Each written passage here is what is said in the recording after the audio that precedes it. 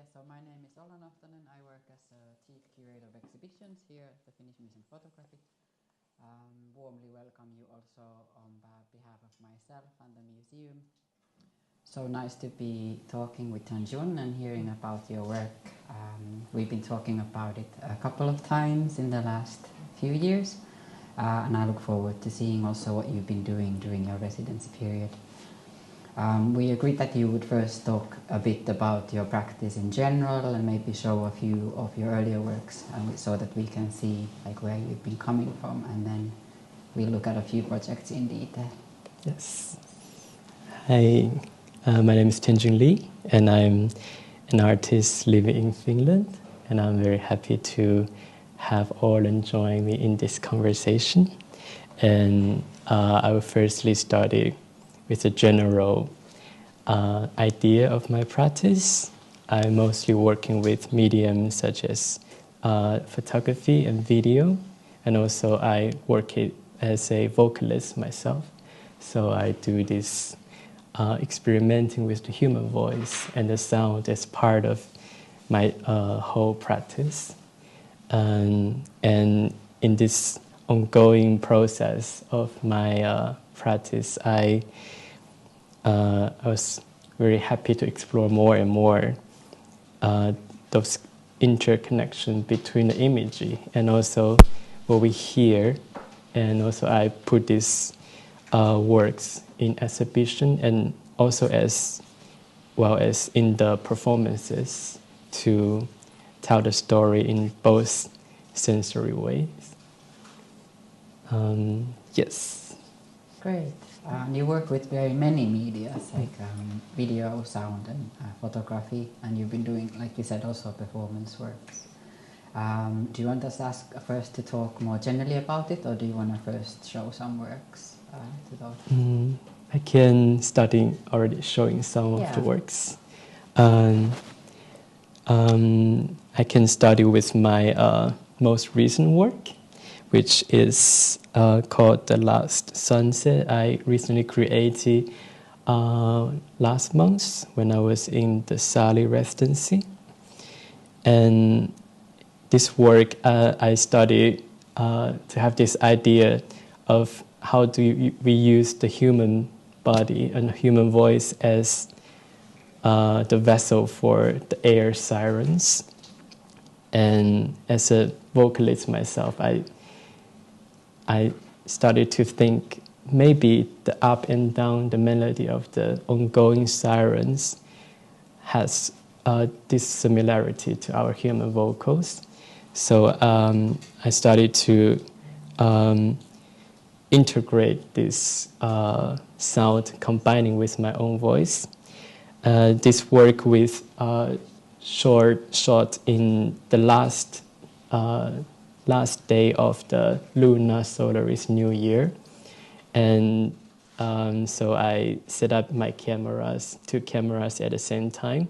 And one is facing me, and the other one is facing the last sunset. So I documented the course of the last sunset of the year, and while I'm continually using my voice to mimic the air siren sounds. And I can play an excerpt of the work from here.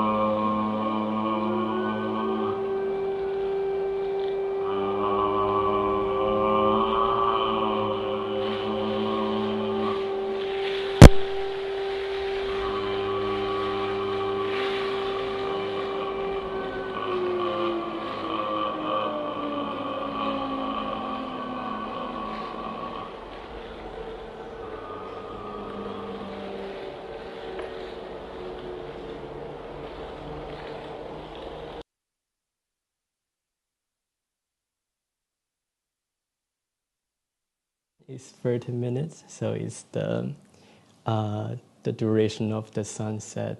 So from the when it appear above the horizon, and then slowly disappear, and my voice is also responding to the luminance of the lights and how it changed during the course. And as a human body, part of our human body, my voice continually sing for 30 minutes, and at the end it become very hard to even making the sounds. And as the sun is like dying, and so for the last 3 minutes is completely silence. So all you can hear is just the wind, and also some very interesting part of the last minutes. I hear some children playing, that their sounds were captured in the silence. In this work is quite a heavy topic when I started to create it.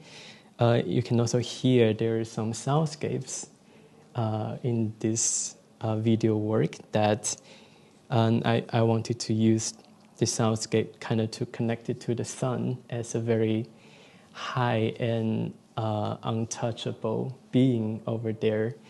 And I collected the siren sounds from different places, and from the news and from the digital archives, and also from my memories.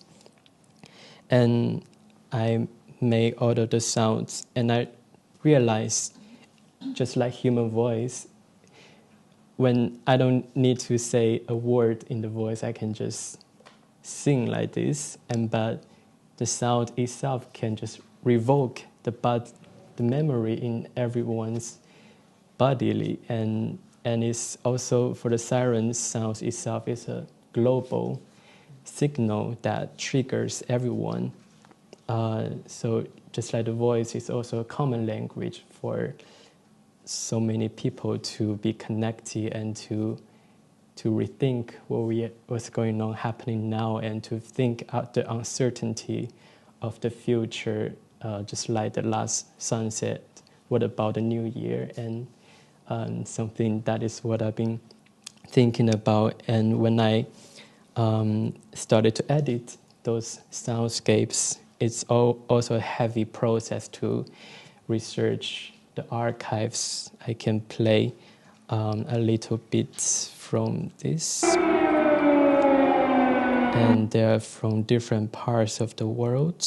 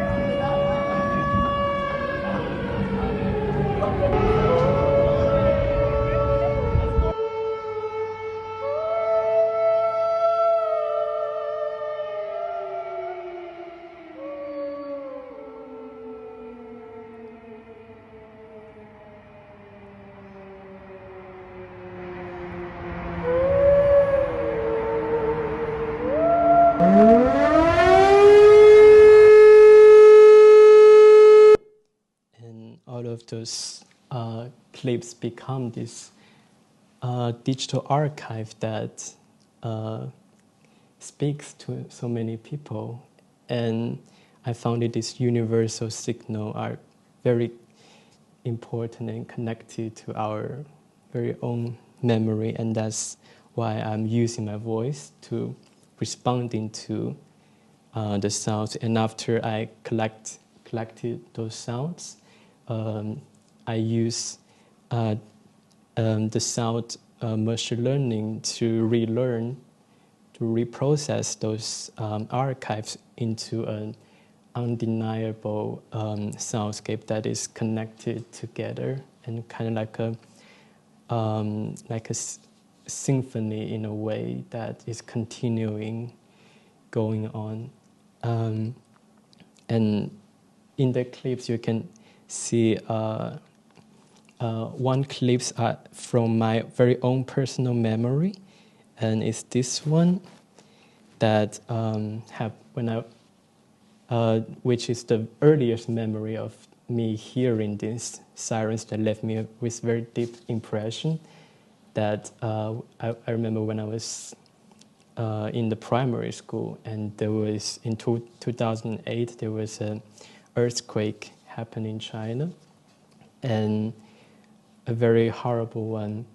And then we have this national mourning section that at a certain time of the 3 minutes, everyone is standing up to remain silent while the siren sounds coming from all the directions from the broadcast station, also from outside of the windows. So it's like a nationwide be connected and silence and immersed in the certain 3 minutes. And I still remember hearing the sound going on, and while everyone is remaining silent, and to contain our memories. I found that siren sounds it's not only for the warning, but it's also for the grieving of what's happening and what happened. And during the research, I also found there is a very significant missing part of the siren sounds. Even in some very some war zones, the sirens remain silent because many places they don't have the infrastructure to be able to implement those siren system. So many part of the sirens were actually missing, and that's also what I found really sad. And I thought to myself that maybe being a sirens as a human being to like bodily triggering the sirens myself can somehow fill in the void and the loss of the sirens in some part of the world. And this is how far this project has been developed. Thank you. It's also interesting to see how you're carrying on with the similar themes that you've been touching on in your previous works. So it feels like every project that you make is somehow continuing from where you've left with another one. You've been working with language and resonances of sound, and there's also this collectivity of the bodily experience of making a sound. And you've been also thinking about crossing borders a lot in your previous works. Do you want to show us something else? Or? Yes, I can continue with the topic we were saying about crossing border and the common language. So I think this work would be very nice to combine to talk, and this is called Echo, Echo, Echo. And it's a project that I've been developed from last year, and which is going to actually will be shown at the beginning of April at the next door at the Mu Contemporary Center. And this project is more minimalist and natural, like regarding the environment and the sound. And I documenting my performance, very improvised performance in different places. When I was traveling for the past years, I've been traveling for different projects. I went to different countries, and on the process of my mobility, I continued documenting those footage of myself to sing directly to the soundscape environment. And all of those vocal improvisation combined with the actual soundscapes and also to the previous video works. And during the process, I also keep uploading the sounds from the videos to the social medias, both in Chinese social media and the Western ones. Since my background, I was from China, and we all know there is like a digital boundary between two medium platforms, and I keep uploading with those wordless sounds to both platforms, to the users, and so people, when they hear and see these videos, it's sort of building a bridge of the co-listening to bypass the ongoing censorship, both in both world, and also how do we find a very important moment to really listen to each other in this diversity of opinions. And it's not about just about the West or the East, and I think it's more about the whole, everyone that can be connected in a way. And when I was creating this, I feel very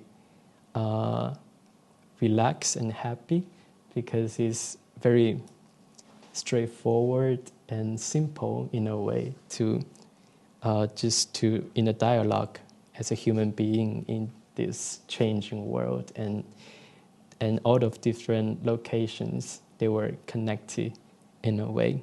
And at the end of this work in the exhibition, it will be exhibited as a multi-channel video installation. So all the sounds will respond to each other from across the time and space.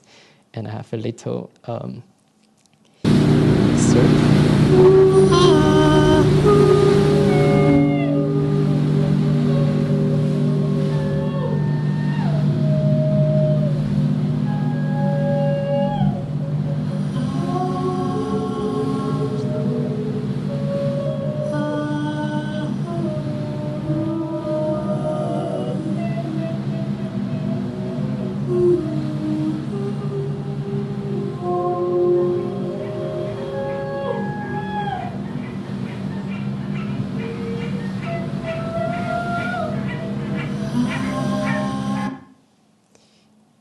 Yes, and for now, this project has been evolving into quite many clips.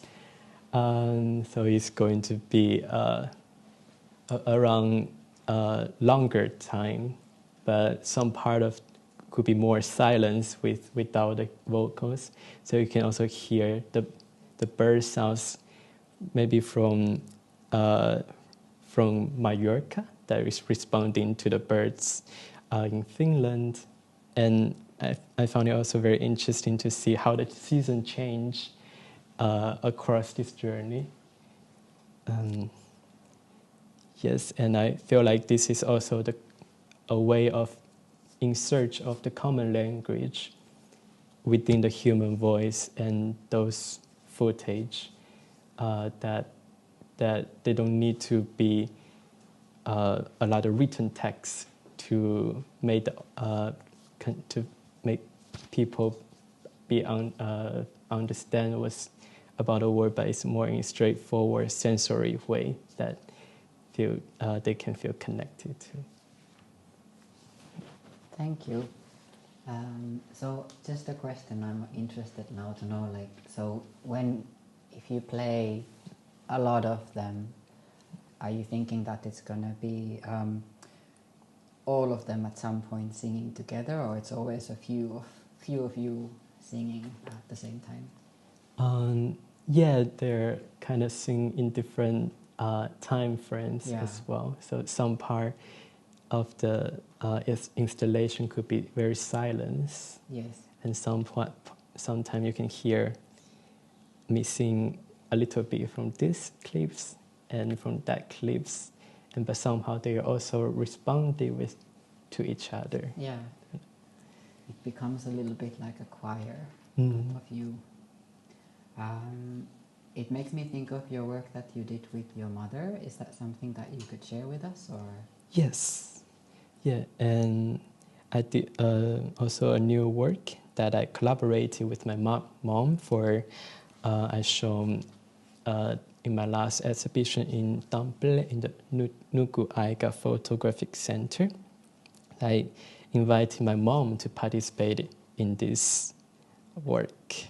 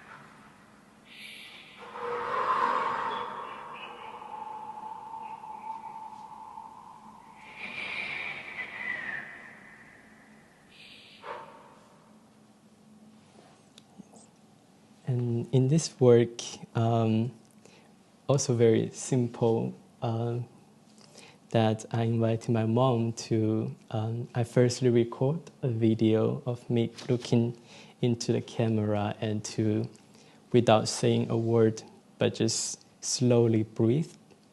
And then my mom received that video, and with my dad's assistance, she filmed herself of responding with her own breath, and in China. So it's like a cross time and geography as well, that we do this connection of communicate with only breath, because there is an idea of also the exhibition that I had, that we had a very old philosophy in China called Zhuangzhou, and he has a very famous sentence that is 生物以息相吹也, which means all the living creatures are connected by the breath.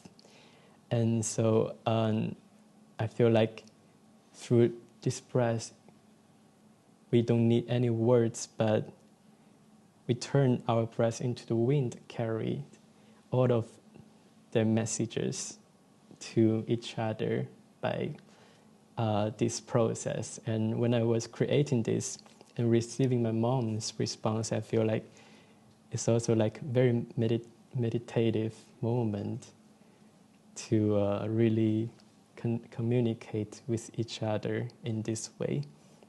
And you can also hear these two channel sounds in the installation, that they're also like responding in real time.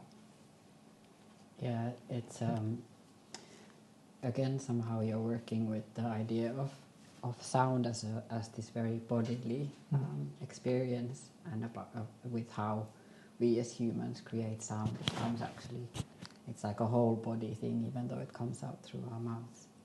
And I think also connect that with this idea that many cultures have, that breath is somehow spiritual, that it's something that happens in all all living beings in some form, which I think brings it back to your idea of this sort of universal language, or like being able to communicate with each other without a written language. Yes. Yeah, and speak of the universal language, I can continue with the ongoing project. It's called Free as Birds. And this project is quite a large project, but it also has the same idea of inventing a language for everyone. So I started to think when every one of us as a human being, we look at the birds, every one of us will immediately kind of associate with the idea of freedom. When we look at the birds that are flying very freely. And so that's how the idea comes from. So I used the bird as a metaphor, a very universal metaphor for freedom. And for this project, I traveled to many places, many islands specifically, and to conduct this project with different cultural contexts and different language and different local people communities.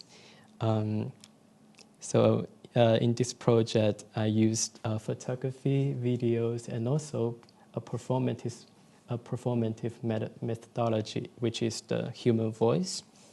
And I invited the local communities to also learn this inventive bird language together.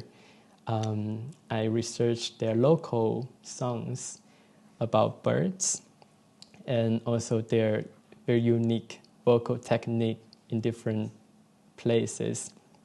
And then we turned into a birdsong choir together to reimagine when we are free as birds. How do we express, and through the language and also the body movement and also the imagination. And that is this project about, and about the bird language, for example. For this, the very first chapter of this project was actually created in Suomenlinna at the end of 2024. And I used one of those very famous songs called Hong Yan, which is a Chinese Mongolian song about the migrating bird, and that when they're singing this song, they express their how do they miss home when they're traveling and migrating in different places. And I used the original language, and I translate them into this fictional bird language by using the artificial intelligence. So I input the actual sounds of the bird, and then the original lyrics. So the AI started to learn and to think, okay, if this is in the bird language, what would that be? So it presented me with the new bird language translated from the original one. So it's this is the original language meaning.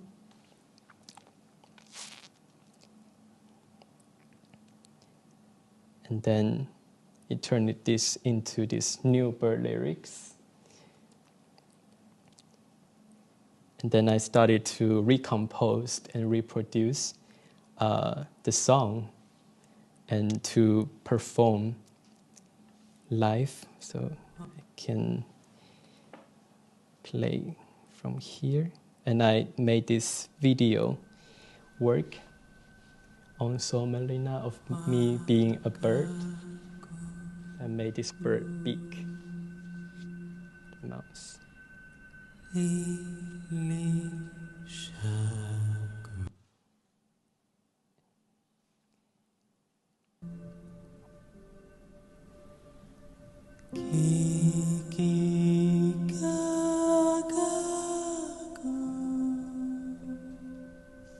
I made the wind out of the maps.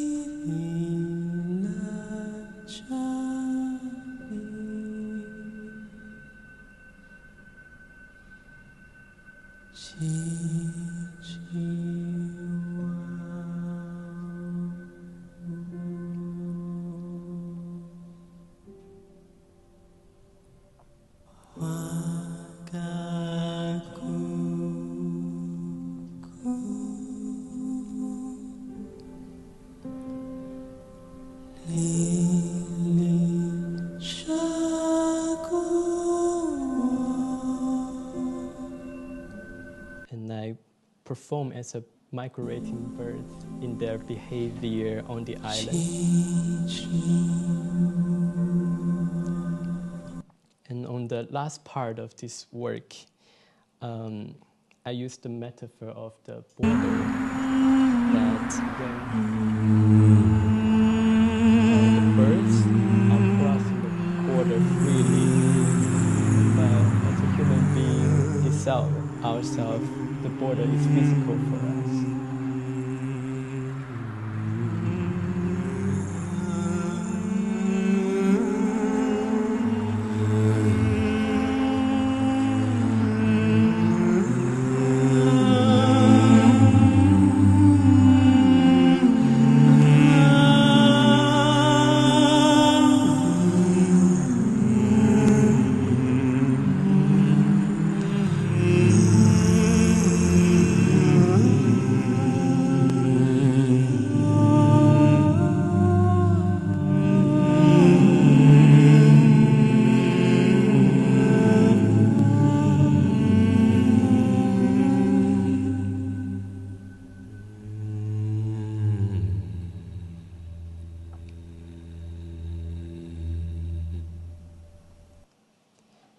So the idea of creating this work is, at the beginning, everything contains this hope and imagination of being free as birds. But at the last part, I sort of reveal the reality in a way that we were imagining ourselves as birds, as especially as immigrants, within the restriction,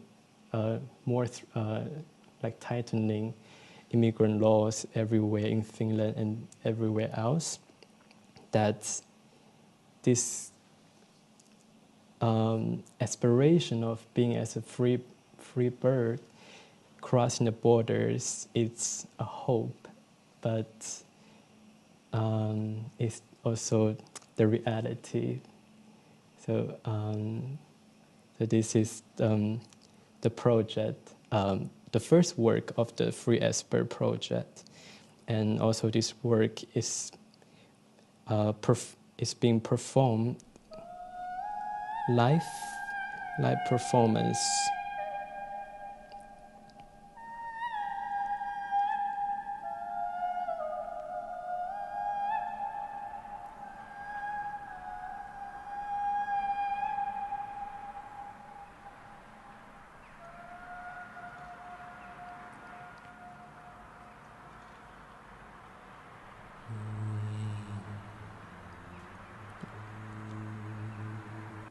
And the live performance is also a more directed way of using the voice communicate to the birds and to reimagine ourselves being as birds.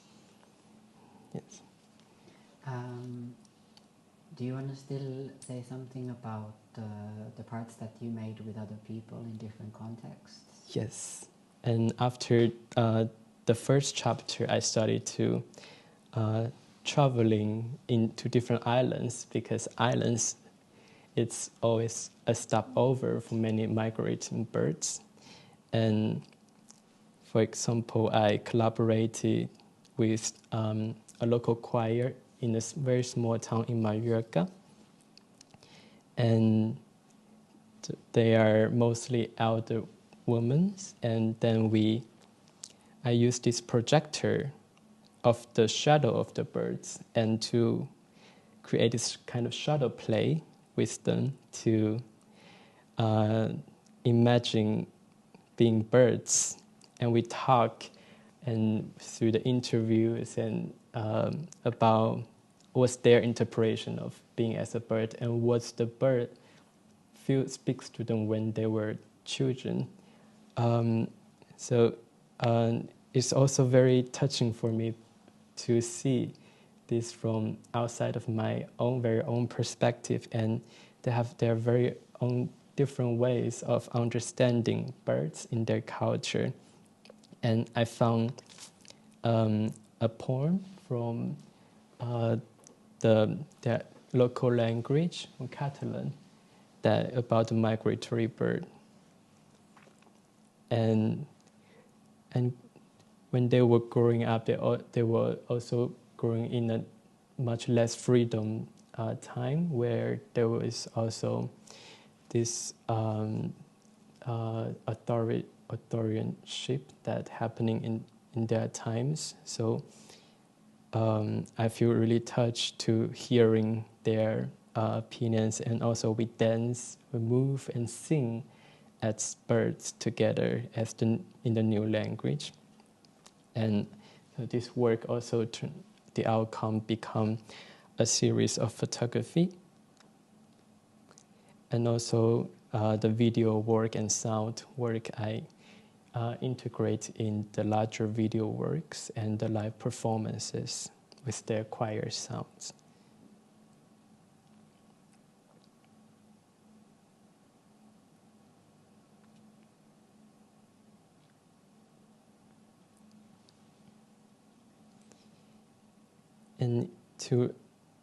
And I also collaborated with another group of people in Crete, in Greece, which is also very different experience. They were the local children there, and we also started this birdsong choir together. And the project's name is Cloud Cuckooland, which is a metaphor from a Greek play called The Birds, where the birds built a whole new country above the clouds, and Cloud Cuckooland, which also usually being criticized as a utopian, unrealistic idea, but I used Cloud Cuckooland to build this with the children together, because I believe that facing the harsh reality, especially for children nowadays, that the power of imagination, the pure imagination, is so powerful and important that's why we need this Cloud Cuckooland to reinterpret the freedom as birds. So after we have this workshop together to make these bird wings, and then we went to a ruin site in the Crete Island to have this imagination being as birds together. And this work also be part of the video work, and also their sounds of their Cloud Cuckooland choir. It's also integrated into the performances. So during this process of traveling to multiple places and to understand what others were thinking about being freedom as birds across the generations, and I found more and more connected and more understand this very poetic but meaningful idea for so many different communities.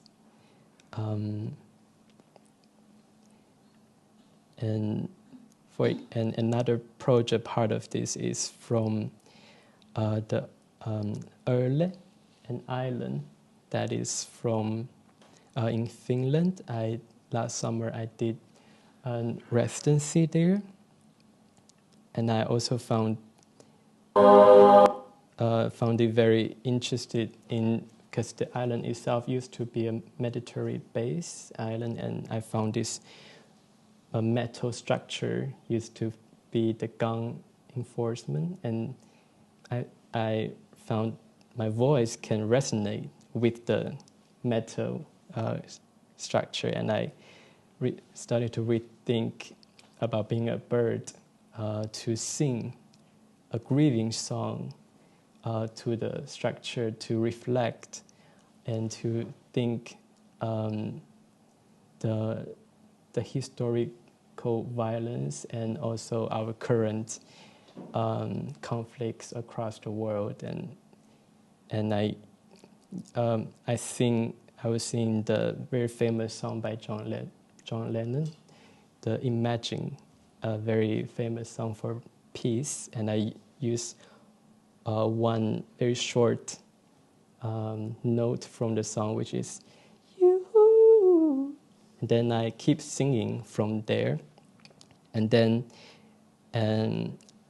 so it goes like this.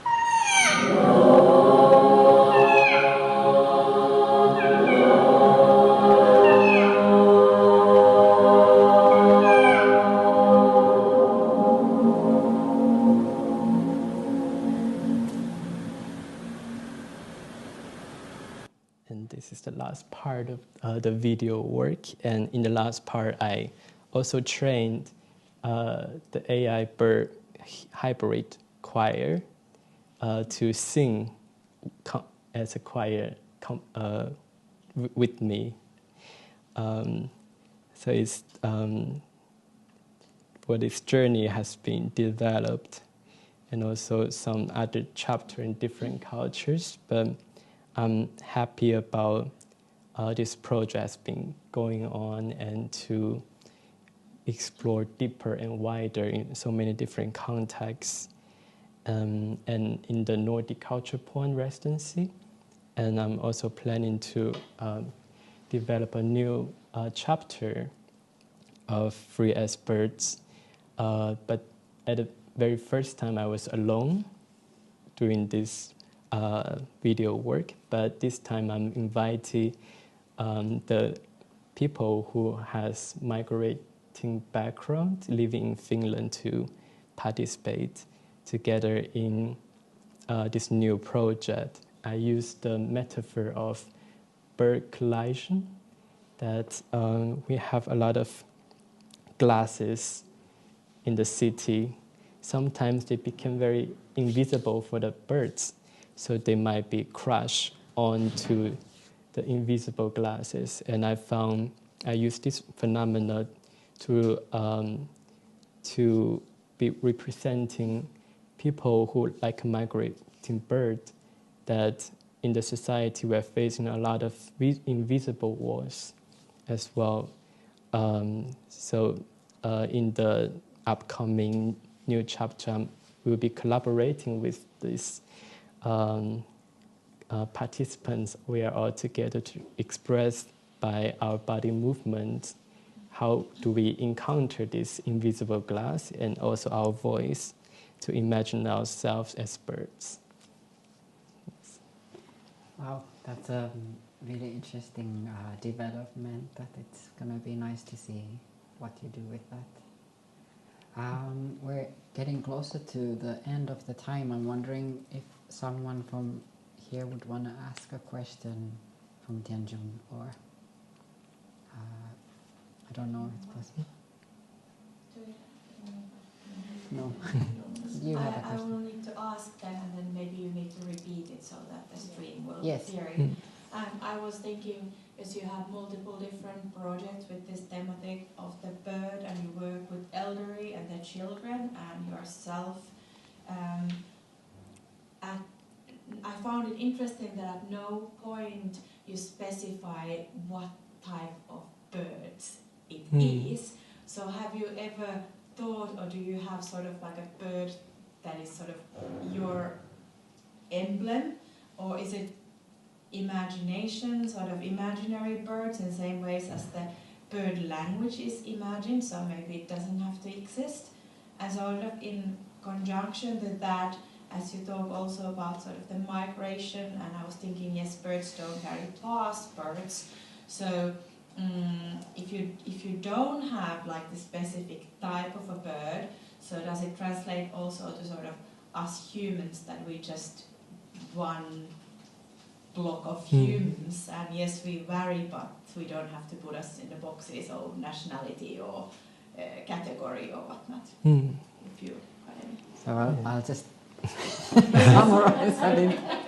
The question was that whether there's like a specific bird that you've been working with, or is in your mind when you're working with the theme of birds, or whether that's more like a universal representation of birds as a whole, and then also reflecting to humans as a whole. And thanks for the question. And I think in this project, both works.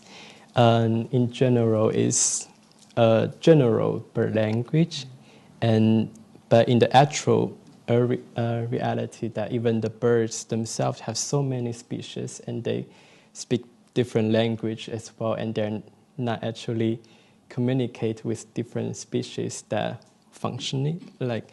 But in developing this project, each chapter, I use one of the local bird as a language input, the audio input. So I did the field recording through my recorder to capture the local bird.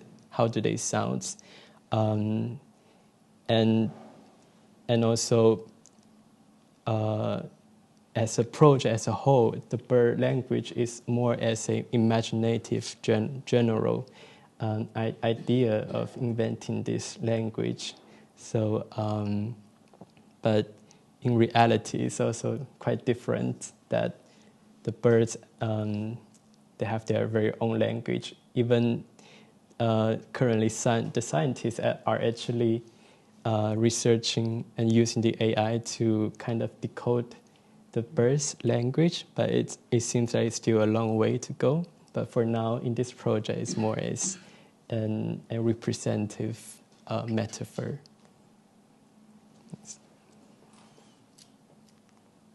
Any other questions? I'm really interested in your relationship to birds when you were a child. Yeah. So I'm sorry, I'll quickly repeat. Yes. So if you didn't hear that, it was a question about your relationship to birds as a child. Yeah.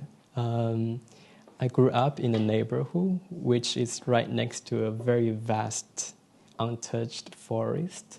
So in the neighborhood is also called the bird paradise.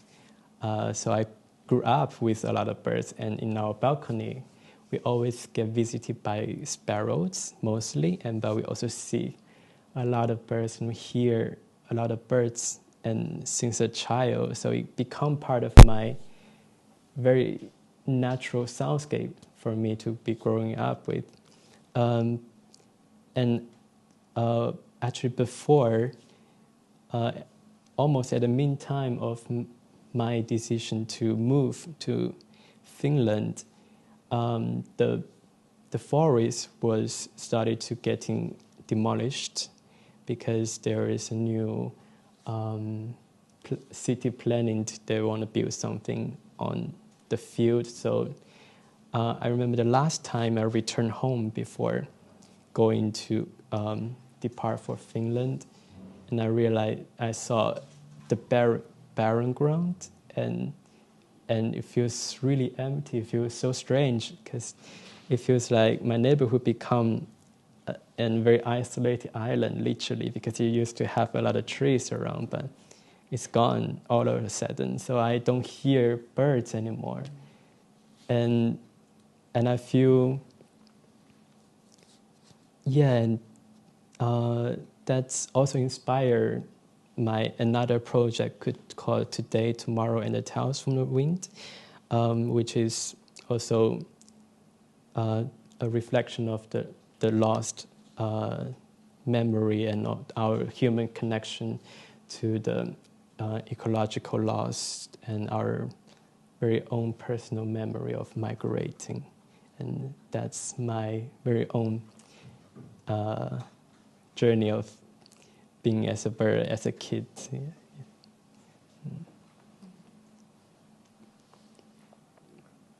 Maybe we'll start finishing, so we'll stay on time for the people online.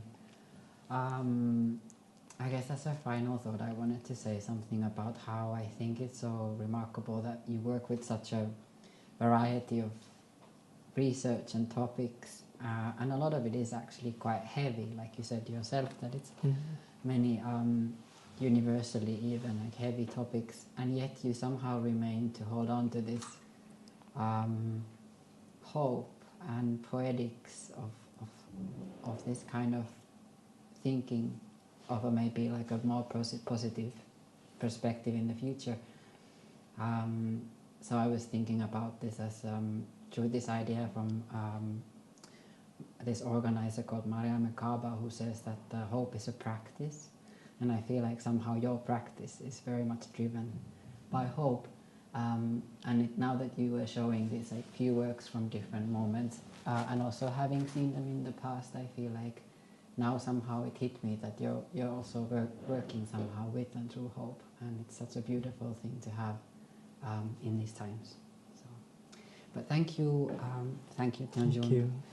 Thank you, everybody, and thank you, Nordic Culture Point. Now I stumbled on the word. And thank you, everyone watching also. Thank you, Orlan.